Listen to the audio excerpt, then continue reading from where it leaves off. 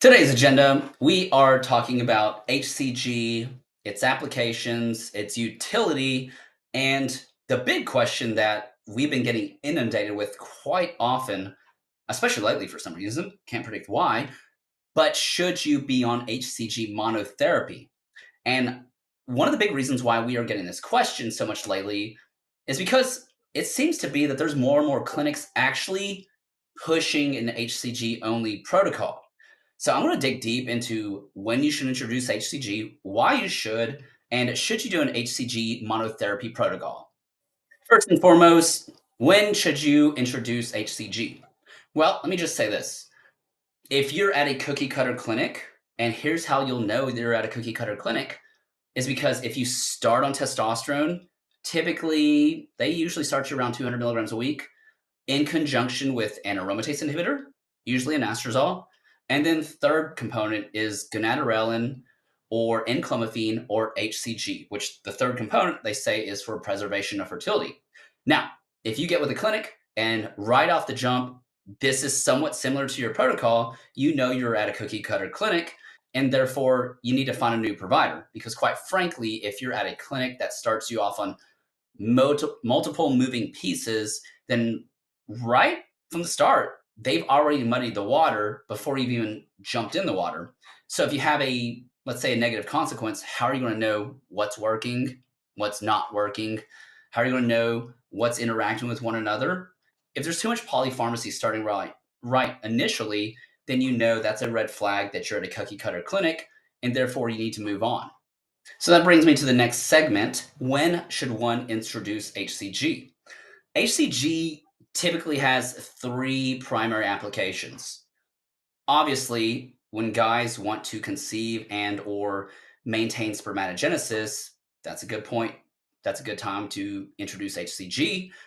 Another one is if you're having testicular atrophy, that's the obvious second one.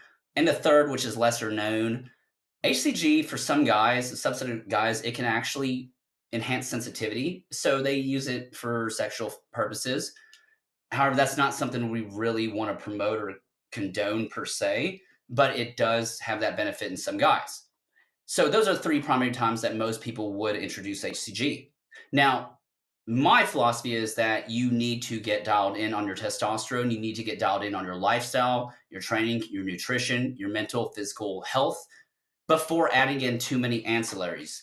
Because again, if you have one variable that you're in control of, one variable that you know is stable, and you have a large sample size of time that you can draw upon and say, okay, I'm doing great on this ancillary, I'm doing great on this medication, which the foundation is testosterone, then you can possibly tinker with the idea of introducing HCG.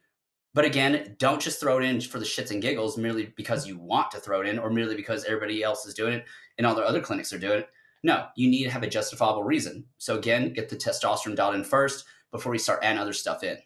The third thing about HCG I want to point at is its tolerability. And what I've seen in practice, I'm sure a lot of other providers may be able to relate with this, maybe not. But this is what I've seen is that HCG is either A or is either B. It's very categorical in terms of whether you can tolerate it or not.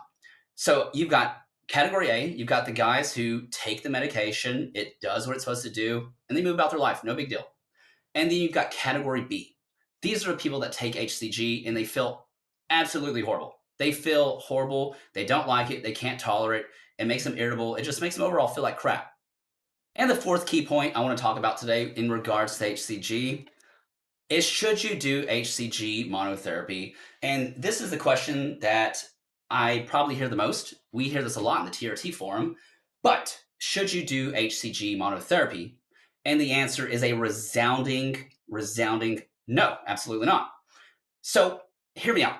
If you have a testosterone deficiency, guess what? You need to take testosterone to supplant and oversee that deficiency. Let's say like on your serum, you're cruising 200. Okay, you need to supersede that and have symptomatic resolution in order to actually be on a proper testosterone replacement program. Here's the thing about HCG. HCG will shut down your gonadotropins in a similar fashion that exogenous testosterone would. So if you're going to shut down your gonadotropins, you're going to shut down your own endogenous production, you need to supersede what you're producing in order to have symptomatic resolution and to be on a proper TRT protocol. Here's the thing about HCG though. It will shut down your gonadotropins, but it will not provide that abundant amount of testosterone that's going to provide symptomatic resolution. There's a matter of time, even if you get on it and you feel great initially, it's just a matter of time for you to shut your own production down, and then you're not actually getting enough testosterone out of that to get rid of your symptoms. Furthermore, like I said previously, HCG is either A, you tolerate it and you move out your life, or B, you don't and you feel horrible.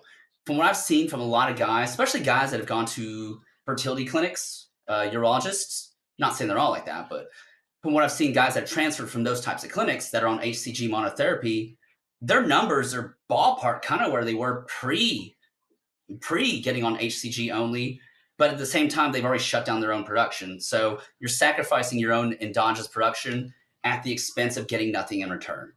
So if y'all have any questions pertaining to HCG or TRT, hit me up. My intention was to keep this brief, but sometimes that's how life is. I went over. Y'all have a good night. We'll see you. Check out my TRT workout split or the ebook The Ultimate Guide to TRT Cream. Links to the merchandise shop in the description.